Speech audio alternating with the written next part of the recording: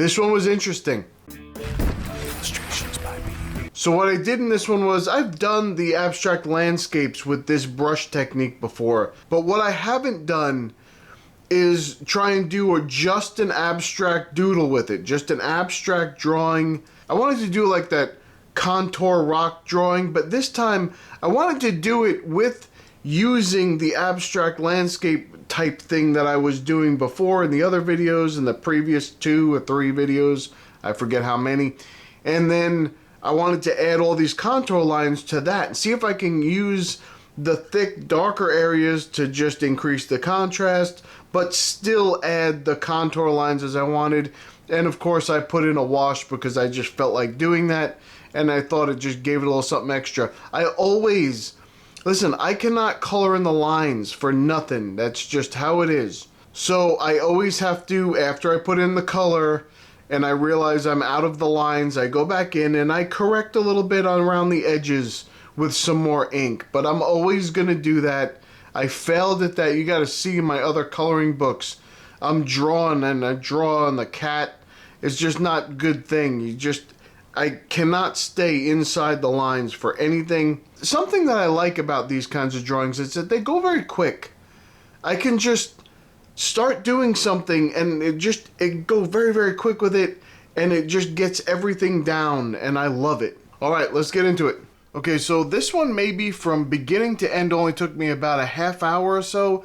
And like I said, you can get stuff down very quickly. If you have a composition that you already know, I didn't even have a composition here. I was just starting from scratch and just making it up as I go along.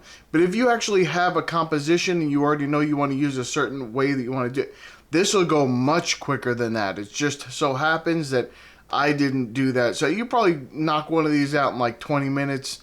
And that was with the paint drying. That's after putting in the wash and having it dry and going back in with the ink and filling in some gaps where I went out of the lines with the color. It's a very easy thing to do, but I did enjoy it, and I'm going to do some more of these in the future, maybe not with the contour lines. Although I did really like this with the contour lines, it always reminds me of some kind of rock formation, so I always make it that kind of thing. But it could be, I want to do this with just regular doodling lines and some of the other drawings that I normally do, and see if it helps. See if I can use that to create something else besides. It just always reminds me of landscapes. I think I just go into that all the time with this, but I really didn't want to with this one. It's just how it ended up because I did the contour lines, and then when I looked at it, I said, "Oh, it's a rock. That's what it is."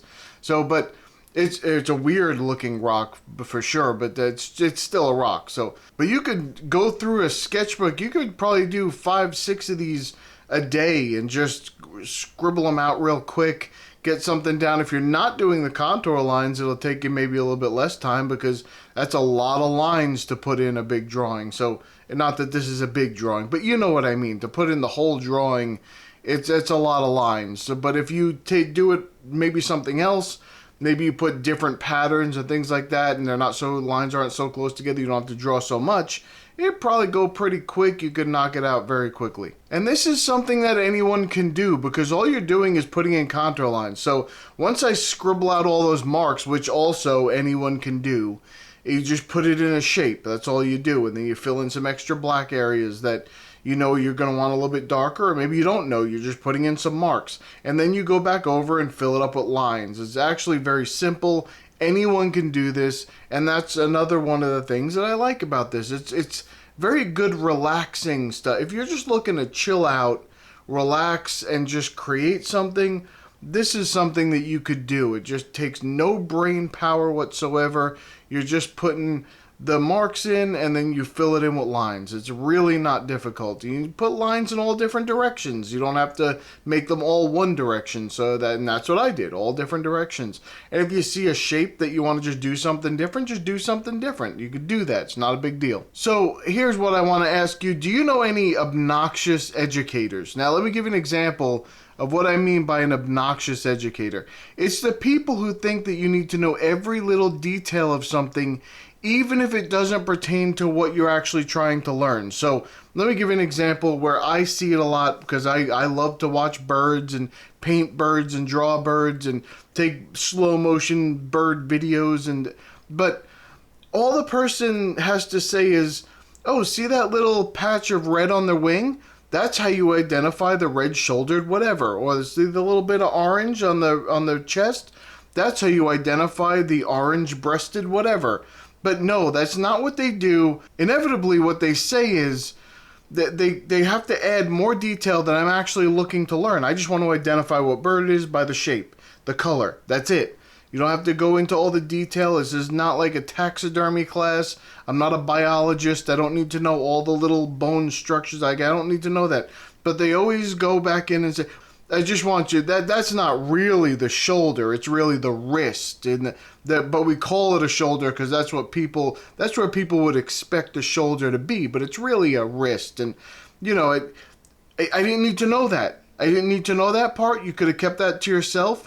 And every other person who learns from them will now repeat this nonsense to the next person they talk to, because they're going to learn it and they're going to think it's important because it's something they know that someone else doesn't know. So they're going to identify that same bird and say, hey, you see that little red shoulder? Well, it's not really a shoulder, it's their wrist.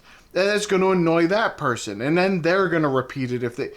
It's just a never-ending cycle of obnoxious annoyingness. So here's what I want to say. If the level of teaching should match the end goal of the student.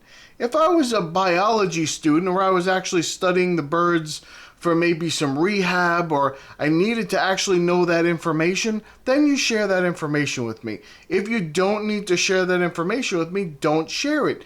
It's called the red-shouldered because of that little patch of red. That's all you had to say. That's all I needed to know. I could identify it now in the wild. It'll be wonderful. But no, you had to take it too far. They never do that with other animals, right? They don't say, this is the clouded leopard. It's not made of real clouds. That's just what the pattern reminded someone of. It's not a real cloud. This is a box turtle. It's not a real box. It's a real turtle, but not a real box. They just call it a box turtle because of the patterns and I don't want anybody to be confused here.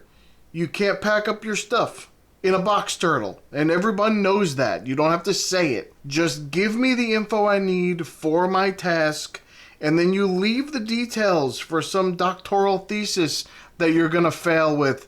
So please, leave me out of that. Now, there are some topics where I want to explore all the details, and I will ask questions and delve into that and go down that rabbit hole myself. But I don't need the information if it's not pertinent to what I'm actually trying to learn. I just wanted to look at something and see what it is. You told me how to identify it? Good. Stop there. Don't give me any more information. I don't need to know what it eats or any. I don't need to know any of that stuff. Just when you see it, that shape right there, that's called this. That's all I needed to know. All right, sorry for that little rant, but it's a problem that I have. And I also, it does translate to art. Don't tell me it doesn't. You know the teachers that try and say, oh, how do you draw this? Well, first of all, you're holding the pencil wrong. You have to hold the pencil like this, and you have to move your hand upside down and go around and then use your whole shoulder. And you're like, wait a minute. No. What's the actual process of learning how to draw the face? What do I need to do? You want me to make the circle thing with the crosshairs and then I'll put in the eyes? And that's what I'm looking for. Don't tell me how to hold a pencil. I can hold the pencil however I need to hold it. Just tell me what shape to make, and that's what I'm going to do. This does transfer to art, I promise you. Everybody wants to be Yoda. I don't know what that is.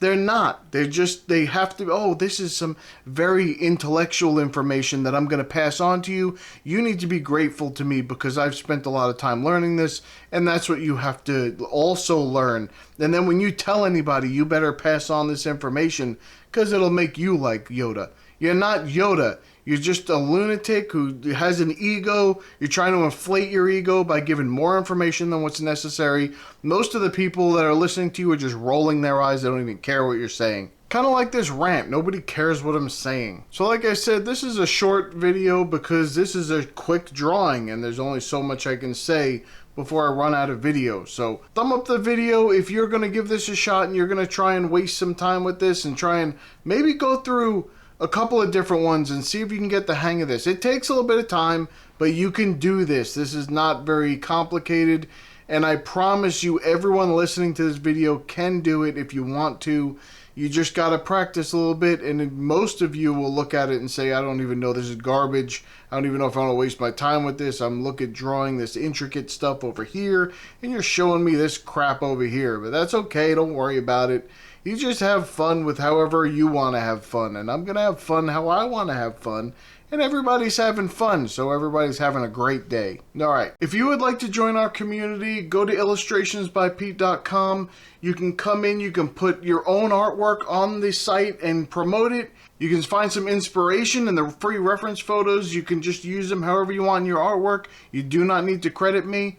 Or you can come into the forums and talk to some people and maybe give some advice and maybe find a little bit of information that helps you. So come check us out. Alright, that's about it for me. I'm going to go. I'll see you in the next one.